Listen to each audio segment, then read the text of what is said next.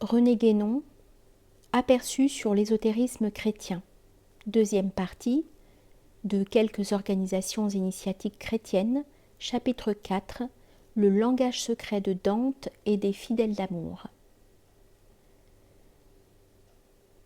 Sous ce titre, Il linguaggio segreto di Dante et dei fedeli d'amor, M. Luigi Valli, à qui on devait déjà plusieurs études sur la signification de l'œuvre de Dante, a publié un nouvel ouvrage qui est trop important pour que nous nous contentions de le signaler par une simple note bibliographique. La thèse qui y est soutenue peut se résumer brièvement en ceci. Les diverses dames célébrées par les poètes se rattachant à la mystérieuse organisation des fidèles d'amour, depuis Dante, Guido Cavalcanti et leurs contemporains jusqu'à Boccace et à Pétrarque, ne sont point des femmes ayant vécu réellement sur Terre. Elles ne sont toutes, sous différents noms, qu'une seule et même dame symbolique, qui représente l'intelligence transcendante, ou la sagesse divine. À l'appui de cette thèse, l'auteur apporte une documentation formidable et un ensemble d'arguments bien propres à impressionner les plus sceptiques. Il montre notamment que les poésies les plus inintelligibles au sens littéral deviennent parfaitement claires avec l'hypothèse d'un jargon, entre guillemets, ou langage conventionnel dont il est arrivé à traduire les principaux termes. Et il rappelle d'autres cas, notamment celui des soufis persans, où un sens similaire a été également dissimulé sous les apparences d'une simple poésie d'amour. Il est impossible de résumer toute cette argumentation basée sur des textes précis qui en font toute la valeur. Nous ne pouvons qu'engager ceux que la question intéresse à se reporter au livre lui-même. À vrai dire, ce dont il s'agit nous avait toujours paru, quant à nous, un fait évident et incontestable. Mais il faut croire cependant que cette thèse a besoin d'être solidement établie. En effet, M. Valli prévoit que ces conclusions seront combattues par plusieurs catégories d'adversaires. D'abord, la critique soi-disant positive, qu'il a tort de qualifier de traditionnelle, alors qu'elle est au contraire opposée à l'esprit traditionnel auquel se rattache toute interprétation initiatique. Ensuite, l'esprit de parti, soit catholique, soit anti-catholique, qui n'y trouvera point sa satisfaction. Enfin, la critique esthétique et la rhétorique romantique, qui au fond ne sont pas autre chose que ce qu'on pourrait appeler l'esprit littéraire. Il y a là tout un ensemble de préjugés qui seront toujours forcément opposés à la recherche du sens profond de certaines œuvres. Mais en présence de travaux de ce genre, les gens de bonne foi et dégagés de tout parti pris pourront voir très facilement de quel côté est la vérité. Nous n'aurions en ce qui nous concerne d'objection à faire que sur certaines interprétations qui n'affectent nullement la thèse générale. L'auteur, du reste, n'a pas eu la prétention d'apporter une solution définitive à toutes les questions qu'il soulève, et il est le premier à reconnaître que son travail aura besoin d'être corrigé ou complété sur bien des points de détail. Le principal défaut de M. Valli, celui dont procèdent presque toutes les insuffisances que nous remarquons dans son ouvrage, c'est, disons-le tout de suite très nettement, de n'avoir pas la mentalité initiatique qui convient pour traiter à fond un tel sujet. Son point de vue est trop exclusivement celui d'un historien. Il ne suffit pas de faire de l'histoire pour résoudre certains problèmes. Et d'ailleurs, nous pouvons nous demander si ce n'est pas là, en un sens, à interpréter les idées médiévales avec la mentalité moderne, comme l'auteur le reproche très justement aux critiques officielles.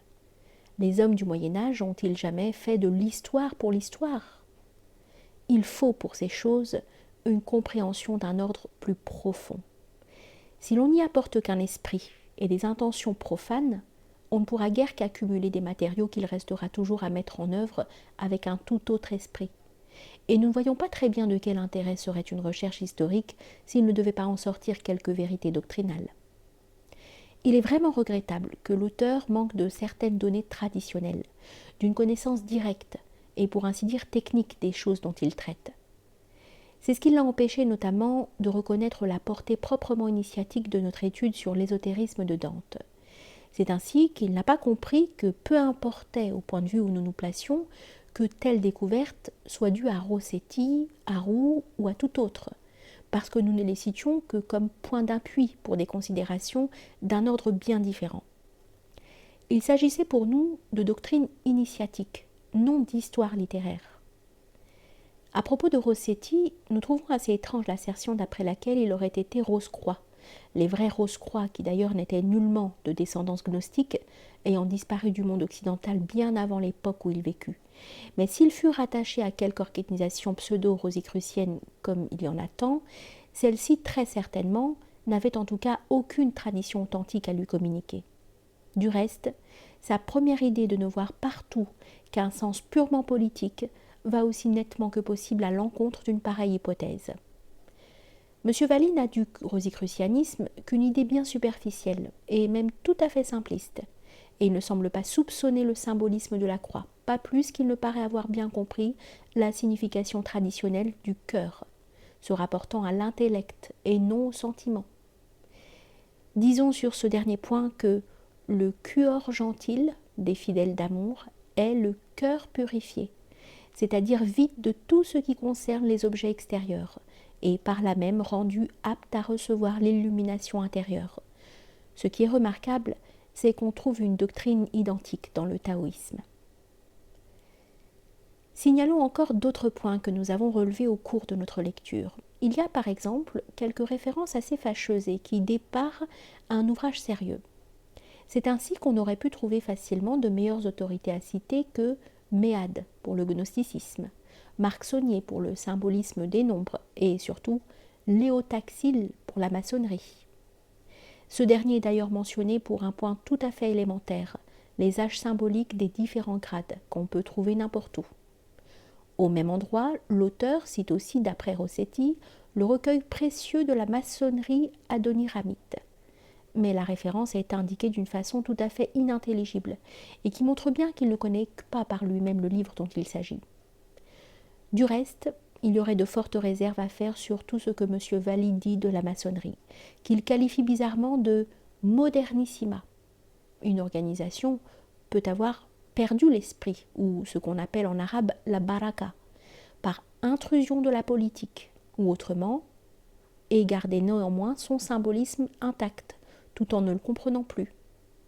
Mais M. Valli lui-même ne semble pas saisir très bien le vrai rôle du symbolisme, ni avoir un sens très net de la filiation traditionnelle. En parlant de différents courants, il mélange l'ésotérique et l'exotérique. Et il prend pour source d'inspiration des fidèles d'amour, ce qui ne représente que des infiltrations antérieures dans le monde profane d'une tradition initiatique dont ces fidèles d'amour procédaient eux-mêmes directement. Les influences descendent du monde initiatique au monde profane, mais l'inverse ne se peut pas, car un fleuve ne remonte jamais vers sa source. Cette source, c'est la fontaine d'enseignement dont il est si souvent question dans les poèmes étudiés ici, et qui est généralement décrite comme située au pied d'un arbre, lequel évidemment n'est autre que l'arbre de vie. Le symbolisme du paradis terrestre et de la Jérusalem céleste doit trouver ici son application.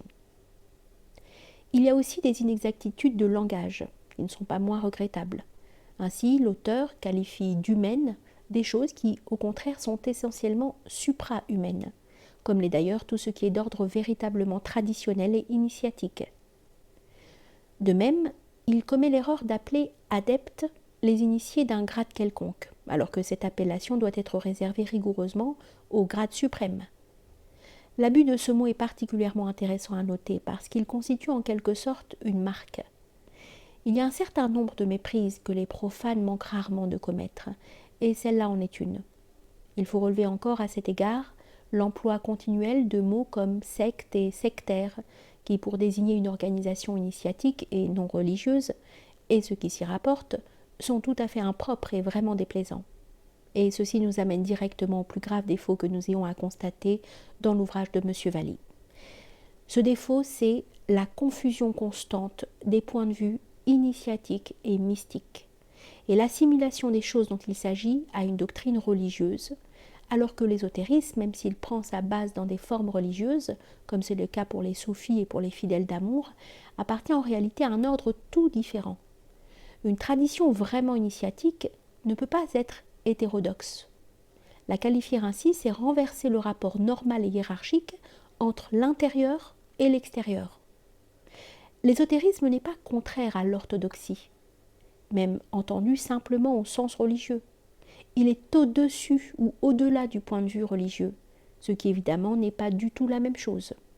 Et en fait, L'accusation injustifiée d'hérésie ne fut souvent qu'un moyen commode pour se débarrasser des gens qui pouvaient être gênants pour de tout autre motif. Rossetti et Arrou n'ont pas eu tort de penser que les expressions théologiques chez Dante recouvraient quelque chose d'autre, mais seulement de croire qu'il fallait les interpréter à rebours.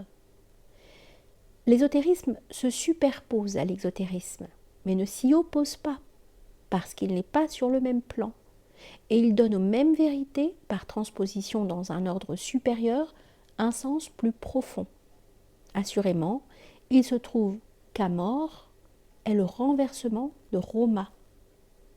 Mais il ne faut pas en conclure, comme on a voulu le faire parfois, que ce qu'il désigne est l'antithèse de Roma, mais bien que c'est ce dont Roma n'est qu'un reflet ou une image visible, nécessairement inverse, comme l'est l'image d'un objet dans un miroir. Et c'est ici l'occasion de rappeler le Perspeculum in Enigmate de saint Paul.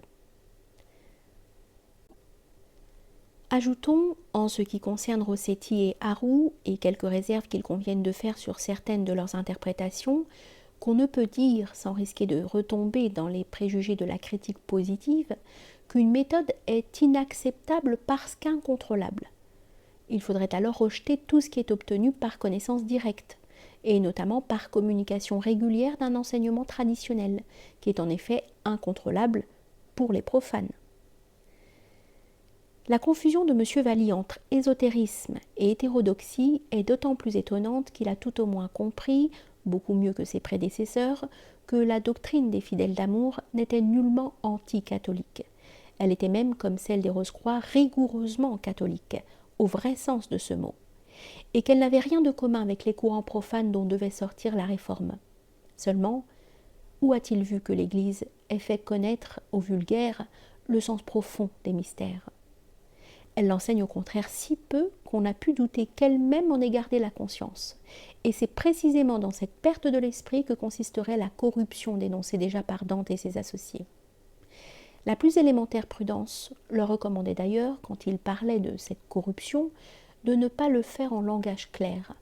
Mais il ne faudrait pas conclure de là que l'usage d'une terminologie symbolique n'a d'autre raison d'être que la volonté de dissimuler le vrai sens d'une doctrine. Il y a des choses qui, par leur nature même, ne peuvent pas être exprimées autrement que sous cette forme. Et ce côté de la question, qui est de beaucoup le plus important, ne semble guère avoir été envisagé par l'auteur. Il y a même encore un troisième aspect, intermédiaire en quelque sorte, où il s'agit bien de prudence, mais dans l'intérêt de la doctrine elle-même, et non plus de ceux qui l'exposent. Et cet aspect est celui auquel se rapporte plus particulièrement le symbole du vin chez les soufis, dont l'enseignement, disons-le en passant, ne peut être qualifié de panthéiste que par une erreur tout occidentale. L'allusion qui est faite à ce symbole n'indique pas nettement que vin signifie mystère, doctrine secrète ou réservée, parce que, en hébreu, yaïn et sod sont numériquement équivalents. Et pour l'ésotérisme musulman, le vin est la boisson de l'élite, dont les hommes vulgaires ne peuvent pas user impunément. Mais venons-en à la confusion des points de vue mystiques et initiatiques.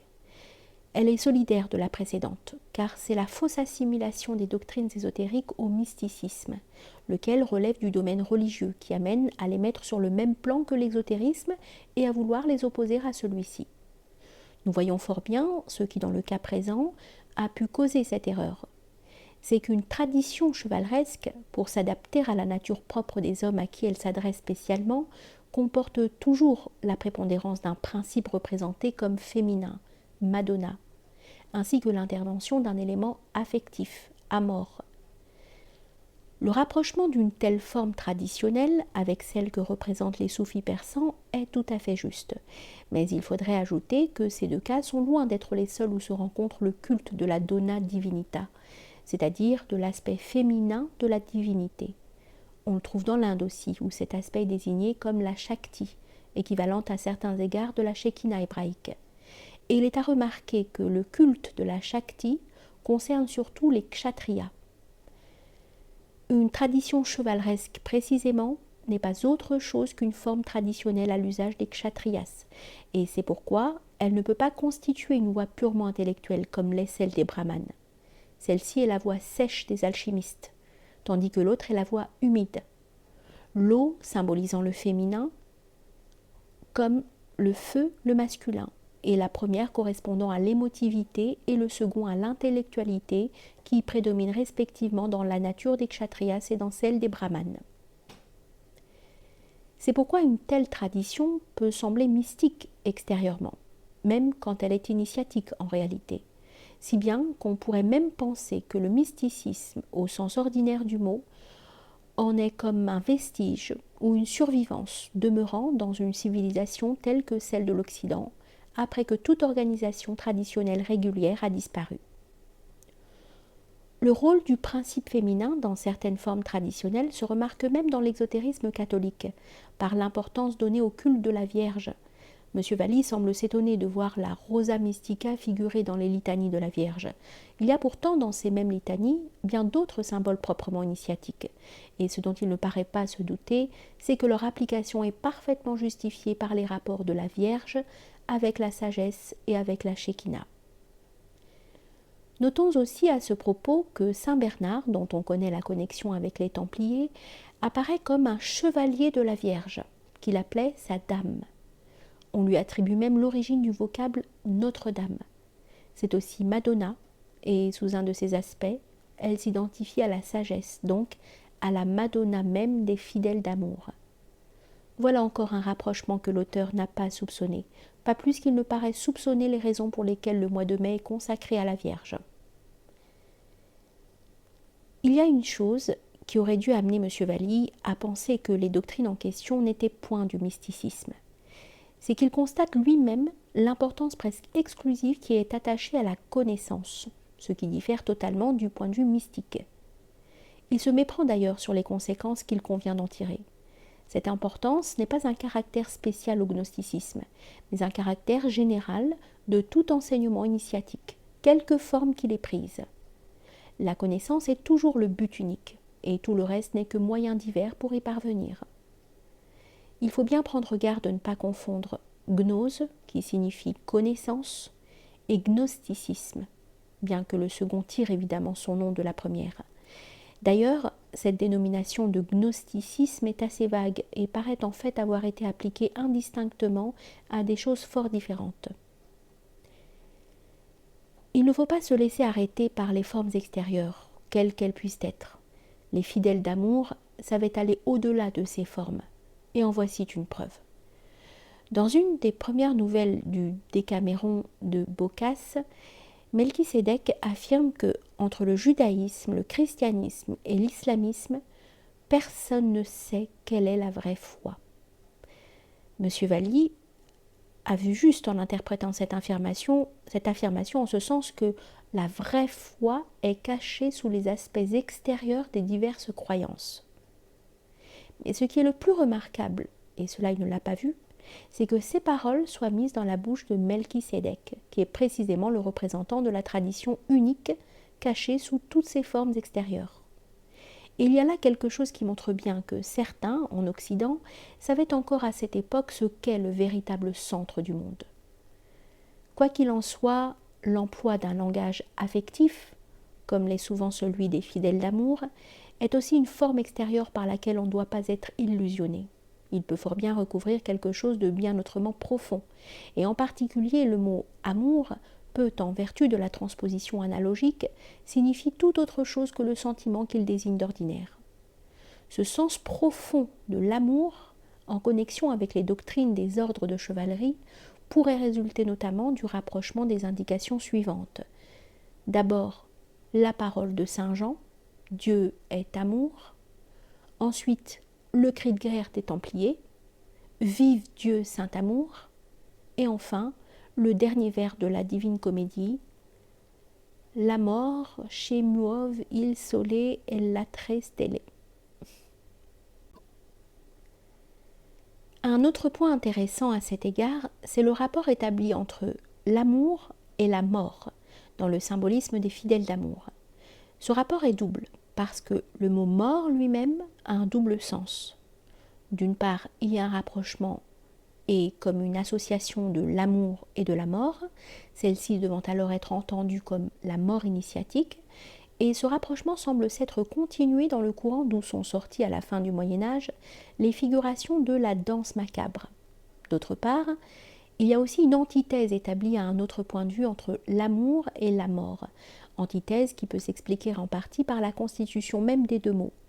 La racine mort, M-O-R, leur est commune, et dans a mort, elle est précédée de a privatif, comme dans le sanskrit a mara, a mrita, de sorte qu'amour peut s'interpréter ainsi comme une sorte d'équivalent hiéroglyphique d'immortalité. Les morts peuvent, en ce sens d'une façon générale, être regardés comme désignant les profanes, tandis que les vivants ou ceux qui ont atteint l'immortalité sont les initiés. C'est ici le lieu de rappeler l'expression de terre des vivants, synonyme de terre sainte ou terre des saints, terre pure, etc. Et l'opposition que nous venons d'indiquer équivaut sous ce rapport à celle de l'enfer, qui est le monde profane, et des cieux, qui sont les degrés de la hiérarchie initiatique.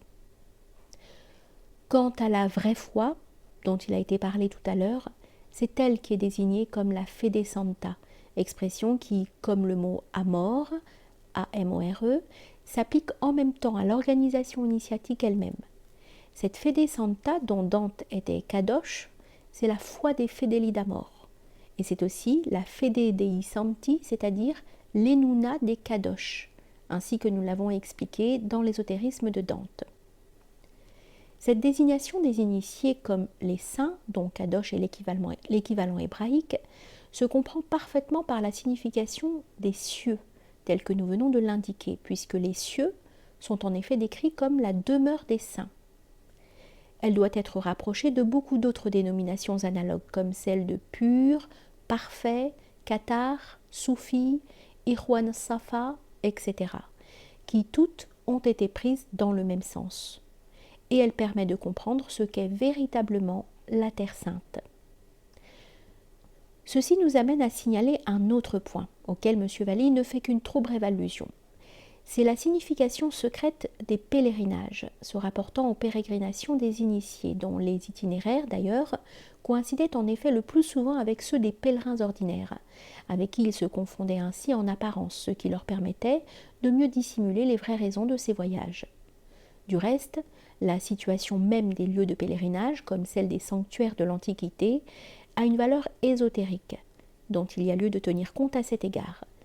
Ceci est en relation directe avec ce que nous avons appelé la géographie sacrée, et doit d'autre part être rapproché de ce que nous écrivions à propos des compagnons et des bohémiens. Peut-être reviendrons-nous là-dessus en une autre occasion. La question de la Terre Sainte pourrait aussi donner la clé des rapports de Dante et des fidèles d'amour avec les Templiers. C'est là encore un sujet qui n'est que très incomplètement traité dans le livre de M. Valli. Celui-ci considère bien ses rapports avec les Templiers ainsi qu'avec les alchimistes comme d'une incontestable réalité, et il indique quelques rapprochements intéressants, comme par exemple celui des 9 années de probation des Templiers avec l'âge symbolique de 9 ans dans la Vita Nuova. Mais il y aurait eu bien d'autres choses à dire. Ainsi, à propos de la résidence centrale des Templiers fixée à Chypre, il serait curieux d'étudier la signification du nom de cette île, ses rapports avec Vénus et le 3e ciel, le symbolisme du cuivre qui en a tiré son nom, toutes choses que nous ne pouvons pour le moment que signaler sans nous y arrêter. De même, à propos de l'obligation imposée aux fidèles d'amour d'employer dans leurs écrits la forme poétique, il y aurait lieu de se demander pourquoi la poésie était appelée par les anciens la langue des dieux. Pourquoi vates en latin était à la fois le poète et le devin ou le prophète. Les oracles étaient d'ailleurs rendus en vers. Pourquoi les vers étaient appelés carmina, qui signifie charme, incantation, mot identique au sanskrit karma, entendu au sens technique d'acte rituel. Et aussi, pourquoi il est dit de Salomon et d'autres sages, notamment dans la tradition musulmane, qu'ils comprenaient la langue des oiseaux, ce qui, si étrange que cela puisse sembler, n'est qu'un autre nom de la langue des dieux. Avant de terminer ces remarques, il nous faut encore dire quelques mots de l'interprétation de la Divine Comédie que M. Valli a développée dans d'autres ouvrages et qu'il résume simplement dans celui-ci. Les symétries de la croix et de l'aigle, sur lesquelles elle est basée entièrement, rendent certainement compte d'une partie du sens du poème, d'ailleurs conforme à la conclusion de De Monarchia. Mais il y a dans celui-ci bien d'autres choses qui ne peuvent trouver par là leur explication complète, ne serait-ce que l'emploi des nombres symboliques. L'auteur semble y voir à tort une clé unique suffisante pour résoudre toutes les difficultés. D'autre part, l'usage de ces connexions structurales lui paraît être personnel à Dante, alors qu'il y a au contraire dans cette architecture symbolique quelque chose d'essentiellement traditionnel, qui, pour ne pas avoir fait partie peut-être des modes d'expression habituels aux fidèles d'amour proprement dit, n'en existait pas moins dans des organisations plus ou moins étroitement apparentées à la leur, et se reliait à l'art même des constructeurs. Il semble pourtant y avoir une intuition de ces rapports dans l'indication de l'aide que pourrait apporter aux recherches dont il s'agit l'étude du symbolisme dans les arts figuratifs. Il faudrait d'ailleurs, là comme pour tout le reste, laisser de côté toute préoccupation esthétique, et on pourrait alors découvrir bien d'autres points de comparaison, parfois fort inattendus. Si nous nous sommes étendus si longuement sur le livre de M. Valli, c'est qu'il est de ceux qui méritent vraiment de retenir l'attention. Et si nous en avons surtout signalé les lacunes, c'est que nous pouvions ainsi indiquer, pour lui-même ou pour d'autres, de nouvelles voies de recherche, susceptibles de compléter heureusement les résultats déjà acquis. Il semble que le temps soit venu où le vrai sens de l'œuvre de Dante se découvrira enfin. Si les interprétations de Rossetti et Darrow ne furent pas prises au sérieux à leur époque, ce n'est peut-être pas parce que les esprits étaient moins bien préparés qu'aujourd'hui, mais plutôt parce qu'il était prévu que le secret devait être gardé pendant 6 siècles. Référence aux Naros chaldéens. M. Valli parle souvent de ces 6 siècles pendant lesquels Dante n'a pas été compris, mais évidemment sans y voir aucune signification particulière. Et cela prouve encore la nécessité, pour les études de ce genre, d'une connaissance des lois cycliques, si complètement oubliées de l'Occident moderne.